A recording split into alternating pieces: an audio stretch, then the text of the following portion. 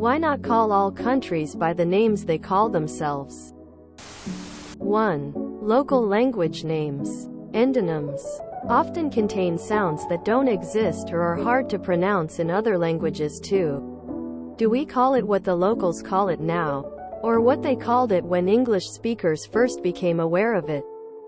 3. What do we do if the inhabitants of a place speak different languages or don't agree themselves on what it should be called?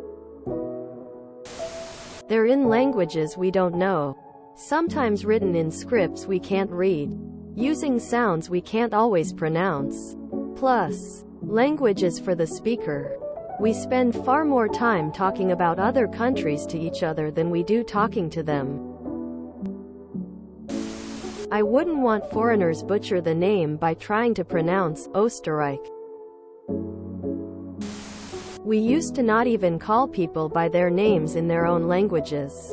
We only started doing that with people from the modern era. Do you think Christopher Columbus went by the name Christopher? Or that a dude named Mark wrote part of the Bible? A lot of the times, we do. It's just the name we call it went through half a dozen different languages, so the word looks vastly different, even though it's the same. For example, Spain and España both come from the same name, Hispania, the name of the region used by the Romans. Different languages have sounds that don't exist in other languages, so there has to be some adjustment to make it easier to say and write. You mentioned Japan and how it's called Nippon in Japanese. Well, writing Nippon is technically incorrect as it's written down as Riben in Japanese. There's no clear way to transliterate kanji into the Latin alphabet, so some sounds get shifted. Japan ultimate does come from Riben by way of the Portuguese, who were the first European traders with Japan. In India's case, this is an example of a time where the endonym and exonym don't share the same origin. India comes from the Sanskrit word for river, referring to what we now call the Indus River.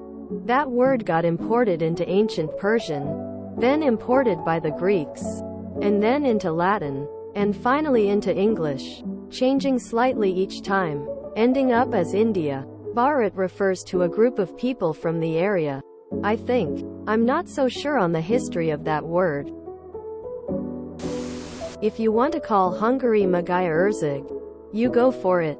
But even if you could pronounce it, would anyone know what you were talking about? We started calling other countries what we call them thousands of years ago. Before the internet existed, before computers existed, before people could even comprehend the idea of a computer. The only way to get messages across distances was to send mail by courier or tie it to a bird. And those couriers could get killed by highwaymen going between villages, let alone countries. And birds could be taken out by overzealous hunters, poachers, thieves, or even other animals. Outside of those couriers, the vast majority of the common people probably never left their own village. Actually, knowing what people call themselves is quite recent, given how long we've had our own names for it. So our own names are ingrained within out languages and cultures.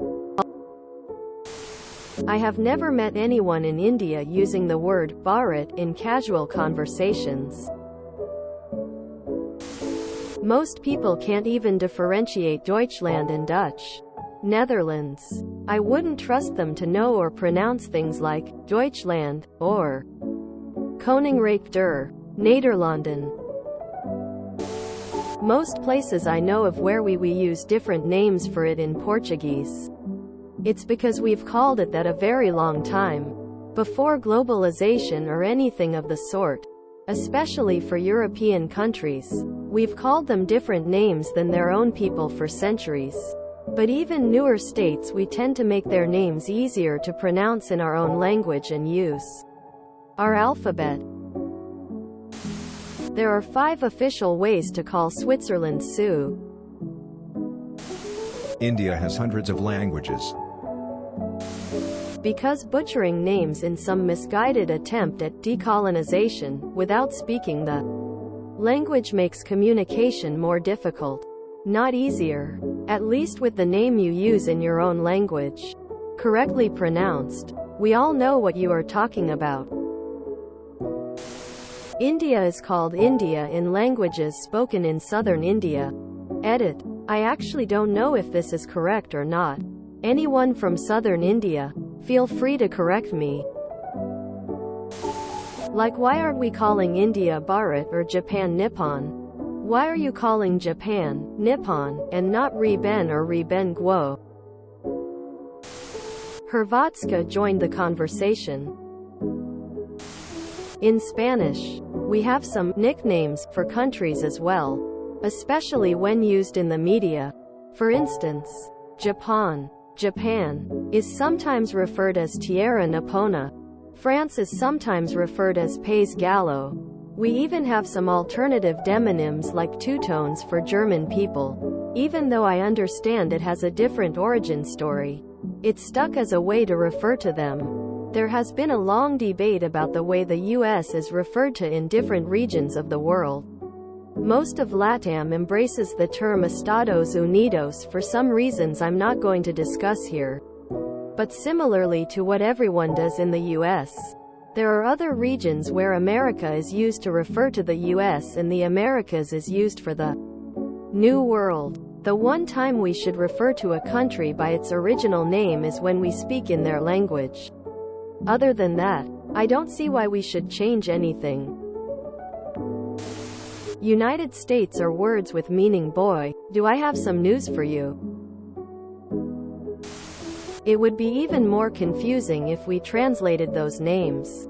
Imagine how confused Americans would be to find out they're next door to the United Mexican States and Village. Let's see how many of them can place the savior. Sunrise Island, Middle Kingdom, People's Land and Silver Republic on a map. Because no American would pronounce Sverige, Sweden, right. If you enjoyed this video, please check out our playlists full of similar content. Epicaricast is like doom scrolling for your ears.